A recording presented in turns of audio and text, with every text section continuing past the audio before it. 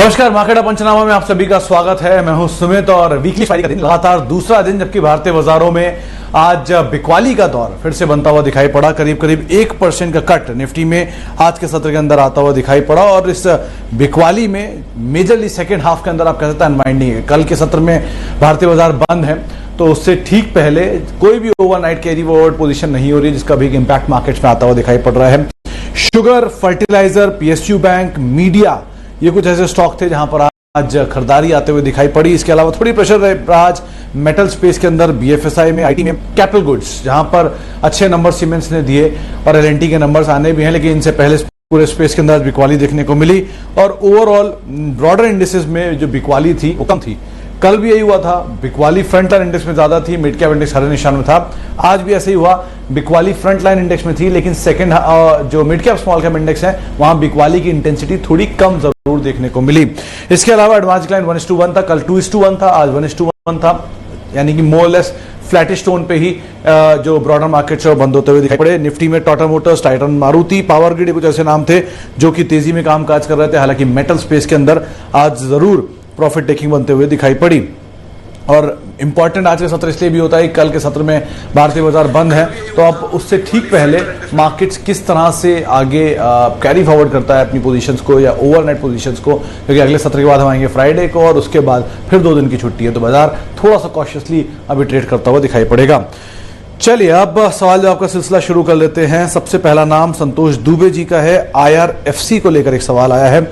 Santosh ji, IRFC वैसे तो अभी रिसेंटली थोड़ा स्टीम आया है स्टॉक के अंदर, लेकिन कैच यही है कि हाल की लिस्टिंग है, बहुत ज़्यादा टेक्निकल इसके पीछे है नहीं, फंडामेंटल के लिहाज से भी अब तक बहुत क्वार्टर्स के नंबर आए नहीं है, तो सिचुएशन कहना मुश्किल है। इक्विटी फ्लोट बड़ा है, IPO का प्राइस क्रॉस नहीं कर पाया है, एक बार वो क्रॉस कर जाए तो फिर भी स्टॉक के अंदर स्टीम आ सकती है। 2660 हाल का हाई है इसका, उसको अगर ये पार करता है तो और सस्टेन करता है तो शायद इसमें स्टीम बढ़े। इस लिहाज से आप तो सोचिएगा, क्योंकि IPO में सप्लाई आएगी, जो भी IPO में जिनको अलॉटमेंट है उनको मौका मिलेगा 26 के आसपास निकलने का, बड़े इन्वेस्टर भी, तो शायद वहां पर थोड़ी अनवाइंडिंग होगी, इसलिए आप उस लिहाज से इस पोजीशन को देख सकते हैं। अच्छा, एक सवाल ट्राइडेंट को लेकर आया है आज 3300 शेयर 1900 रुपए के दाम पर। राकेश जी, 2-3 चीजें हैं ट्राइडेंट में। पहला, बहुत बड़ी तेजी दिखाई है।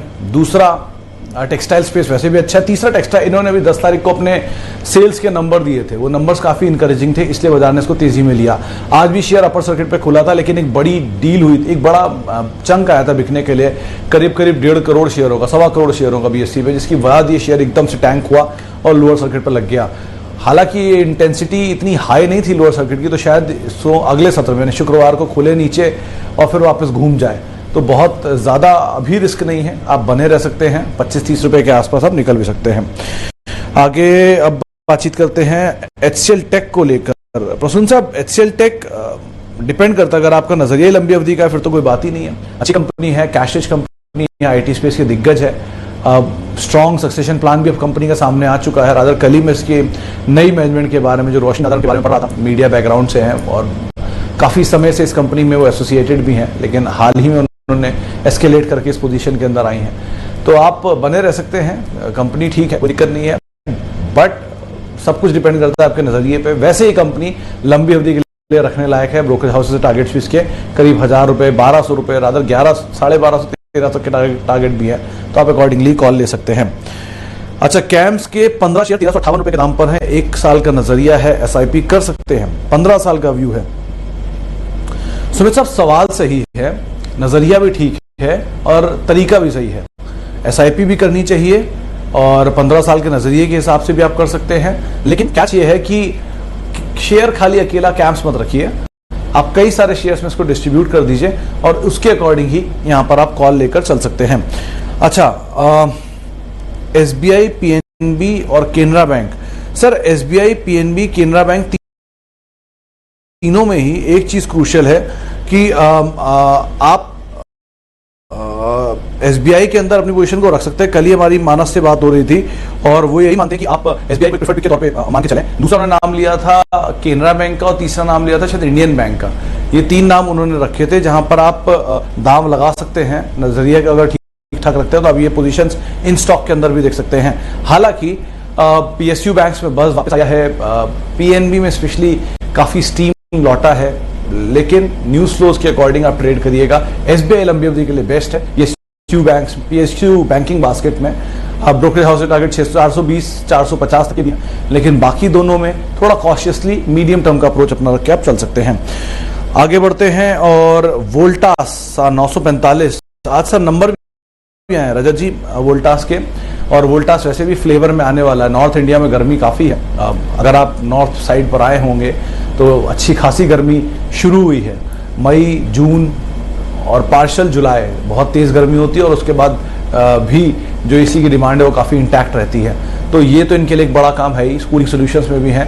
और एक बहुत इंपॉर्टेंट ट्रिगर इनके लिए होता है क्रूड, क्योंकि ये मिडिल ईस्ट में मेजर कामकाज करते हैं, और क्रूड के प्राइसेस अगर भागते हैं तो मिडिल ईस्ट से भी इनको अच्छे ऑर्डर इनफ्लोज आते हैं, क्योंकि उनकी मेजर इकोनॉमी जो है वो क्रूड पे डिपेंडेंट है। जैसे उनकी इकोनॉमी होगी, इनके भी ऑर्डर इनफ्लो बढ़ जाएंगे। कैपिटल गुड स्पेस के अंदर भी कंपनी कामकाज करती है। तो वोल्टास वैसे कंपनी बुरी नहीं है, टाटा ग्रुप की कंपनी है, 100 साल से ज्यादा पुरानी कंपनी है, मेजर बिजनेसेस के कूलिंग सॉल्यूशन के साथ साथ कैपिटल गुड स्पेस में भी है, कई चीजों में अग्रणी है। तो पेडिग्री वाइज कोई दिक्कत नहीं है। आप डिपेंड करता है कि आपका नजरिया क्या है। आपने अगर हाल फिलहाल में खरीदा नंबर्स के आधार पर, तो एटलीस्ट आप वेट करें ब्रोकरेज हाउसेस की रिपोर्ट्स क्या आती हैं, उसको लेकर कमेंट्री क्या आती है, कॉन कॉल्स में क्या आता है, उसके बाद आप इसमें कोई भी कॉल लें। लेकिन लंबी अवधि के लिए दो राय नहीं है स्टॉक में कोई भी। यस बैंक, राकेश जी का भी सवाल है और वीरेंद्र पाटिल साहब का भी सवाल है।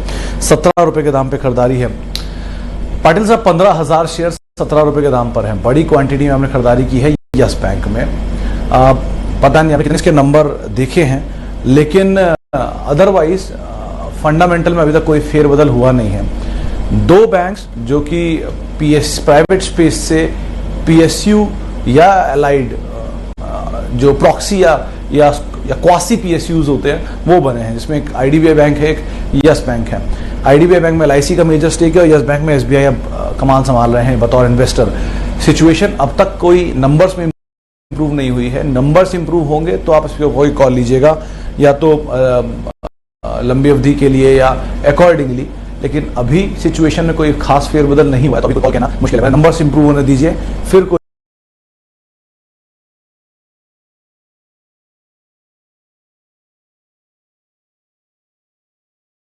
भी इसमें कॉल लीजिएगा। अभी तक ब्रोकरेज हाउस की रिपोर्ट्स भी नहीं है, इसलिए इसके ऊपर कुछ कहना मुश्किल भी है।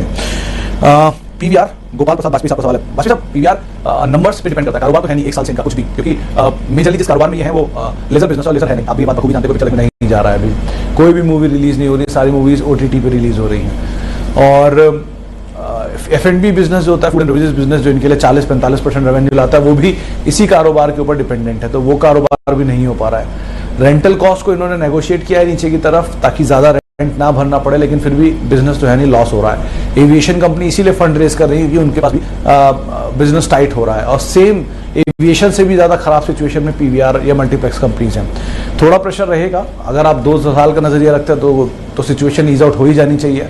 जब तक सिचुएशन ईज आउट नहीं होगी, कारोबार सुधरेगा नहीं, वैक्सीन ड्राइव तेज नहीं होगी, और ज़्यादा से ज़्यादा लोगों को वैक्सीनेशन होगा नहीं, केसेस नीचे आएंगे नहीं, ये सब नहीं होने वाला। लेकिन कॉन्ट्रा प्ले आप एटलीस्ट में ज़रूर कर सकते हैं। कुछ समय के लिए आपको रखना पड़ेगा, लेकिन शायद सिचुएशन कभी ना कभी तो सुधरेगी। जब सुधरेगी तब यहाँ की भी सुधरेगी, अकॉर्डिंगली आप कॉल ले सकते हैं। यस बैंक पे हम बातचीत कर चुके हैं। इसके अलावा एसबीआई बात हो गई। बहुत सारे सवाल, लेकिन सारे ऑलमोस्ट कॉमन। अच्छा, स्टॉक रिकमेंडेशन फॉर 2 से 3 साल। सर मैं आपका नाम पहले तो प्रोनाउंस नहीं कर पा रहा हूँ, सेवांग साहब है शायद आप, लेकिन सर 2 से 3 साल के लिए स्टॉक की रिकमेंडेशन मत लीजिए। आप ऐसे समझ के चलिए कि आपको कोई भी शेयर लेना है तो अपने पोर्टफोलियो में बिल्ड करना है, और अपने फ्यूचर के लिए, अपने आगे के एवेन्यूज़ को देखते हुए, आपके फाइनेंशियल गोल्स को देखते हुए आप इन्वेस्ट करिए। शेयर अगर आप डायरेक्टली नहीं जानते तो म्यूचुअल फंड, गोल्ड, ETFs पे आप तवज्जो दे सकते हैं, उसके थ्रू आप इन्वेस्ट कर सकते हैं। या स्टॉक में अगर आप जाना चाहते हो तो leader, Asian Paint, Pidilite, HDFC bank, ICICI bank, TCS, Infosys, Reliance, ये 5-6 नाम, HDFC बैंक, HDFC लाइफ, इन सबको आप हमेशा ध्यान में रखिए। हर कंपनी के मेजर्स के साथ जाइए अगर आप बाजार में नए हैं तो, और अगर आप लंबी अवधि के लिए जाना चाहते हैं तो। कोई भी अप डाउन आएगा, मिसाल के तौर पर 1600 रुपये TCS गया था 23 मार्च को, आज 3300 रुपये खड़ा है। 900 रुपये रिलायंस गया था 23 मार्च को, आज आपके सामने 2200-2300 रुपये खड़ा है। HDFC बैंक कहीं कहीं पर 600-700 रुपए के आसपास होकर आया था, आज वापस अपनी रेंज में आ चुका है। HDFC लाइफ 300 रुपए आया था, आज 700 रुपए आ चुका है। एशियन पेंट, ऐसे n नंबर ऑफ एग्जाम्पल हैं, क्योंकि वो तेजी से नीचे आएंगे और जैसे सिचुएशन सुधरेगी सबसे पहले रिबाउंड करेंगे। तो लीडर के साथ रहिए, किसी भी क्राइसिस में वो हमेशा हेल्प करते हैं। लंबी अवधि के लिए उनके साथ रहना हमेशा बेहतर होता है, भले वो लीडर मिड कैप में हो। मिड कैप में भी कई ऐसे लीडर हैं जो कि जैसे पीडीलाइट है, या फिर आप एग्रोकेमिकल स्पेस की कई कंपनी, PI इंडस्ट्रीज की कंपनियां वो अच्छी कंपनियां हैं, एस्कॉर्ट्स वो अच्छी कंपनी है। तो इस तरह की कंपनियां जो कि क्राइसिस में नीचे आएंगी लेकिन वापस ऊपर आएंगे। सब में ब्रोकर हाउसेज मानते हैं कि लीडर के साथ रहिए, लंबी अवधि का निवेश करिए। चलिए आगे बढ़ते हैं और कुछ और। फिलिप्स कार्बन, ये नई कंपनी है। सोलंकी साहब, इस पर राजेश अग्रवाल साहब की जो कोलकाता में है, ईस्टर्न फाइनेंशियल वाले, उन्होंने कई बार इस पर खरीदारी की राय दी है। बहुत स्ट्रांग ग्रुप की कंपनी है, कार्बन ब्लैक की सबसे बड़ी कंपनी है और मेजर कारोबार है इनके पास इस बिजनेस में। अच्छा नंबर आए थे लास्ट 2-3 क्वार्टर के नंबर, ठीक है, साउंड कंपनी है, इसमें कोई दिक्कत नहीं है फंडामेंटल वाइज। अगर आपको आपकी खरीदारी किस भाव पर है डिपेंड करता है, लेकिन अगर आपको नीचे के दाम पर मिल जाए, यहाँ से हाफ भी हो जाए, तो भी आप इसमें जा सकते हैं, कोई दिक्कत नहीं है। अच्छी कंपनी है इन टोटल। ये हम बातचीत कर चुके हैं। GMDC, केजरीवाल साहब का सवाल है। केजरीवाल साहब, GMDC रिसेंटली थोड़ा चर्चा में आया था मेटल की साइकिल की वजह से। वैसे तो ये कंपनी NMDC या गुजरात मिनरल है, तो गुजरात के बेसिकली आयरन और बिजनेस के अंदर ये कंपनी का कामकाज है, लेकिन इतना बड़ा रिजर्व नहीं, इतना बड़ा NMDC का रिजर्व है, तो वो ज़्यादा बेटर कंपनी है। और NMDC जब नीचे आया था तो एक अच्छी डिविडेंड यील्ड में भी था। GMDC भी 5% की यील्ड था उस समय पर जब ये फॉल हुआ था, लेकिन वहाँ से अब तो यील्ड इसका नीचे आ चुका है। ठीक ठाक है, लेकिन आप मीडियम टर्म के लिए रखिएगा। इस पर कोई ब्रोकरेज हाउस की रिपोर्ट नहीं है मेरे पास, इसलिए मैं इसके ऊपर टारगेट नहीं दे सकता, लेकिन मोर और लेस इसको आप अगर आप रखना चाह रहे हैं तो एक मीडियम टर्म का ही टाइम फ्रेम लेकर यहाँ पर अपनी रणनीति को आप बना सकते हैं। चलिए एक सवाल और शामिल कर लेते हैं। हम बातचीत कर चुके हैं ट्राइडेंट पे, PVR पे, कैंप्स पे, IRFC पे, उसके अलावा और कोई शेयर। अपोलो टायर, हर्षित मखीजा साहब का सवाल है। मखीजा साहब, अगर टायर स्पेस में थोड़ा वोलेटाइल शेयर चाहिए तो अपोलो ठीक है, क्योंकि बहुत ज़्यादा इसमें मूव आता है वोलेटाइल, C8 इसमें और C8 में। कंपनी वाइज अगर ऑर्डर आपको रखना है, मार्केट शेयर के लिहाज से रखूंगा तो ऑब्वियसली बात है, पहला तो MRF ही आ जाएगा, फिर C8 आएगा, फिर अपोलो आएगा, फिर JK आएगा। इस तरह से आप चल सकते हैं। और ओवरऑल बिजनेस के लिहाज से अगर आप देखेंगे तो C8 is the best. Second best में आप अपोलो को मान सकते हैं। MRF एंड बालकृष्ण भी बुरा नहीं है, बालकृष्ण के नंबर भी आने वाले हैं और ये चैलेंज रहेगा। अगर बालकृष्ण के नंबर अच्छे आ गए या बेहतर परफॉर्म हो गए तो शायद रीलेट हो जाए पूरा सेक्टर। तो आप इस लिहाज से अपोलो